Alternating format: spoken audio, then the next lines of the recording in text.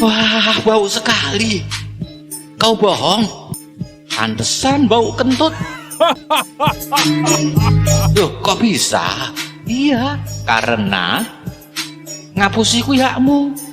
Kewajibanku mung etok-etok orang ngerti yang mbok apusi. Aku ngerti, aku tahu kalau kamu itu bohong. Cuma aku itu nggak mau ribet.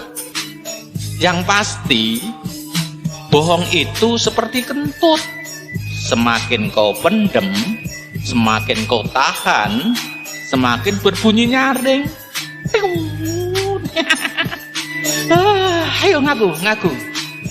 Kamu bohong kan? Pantesan bau kentut.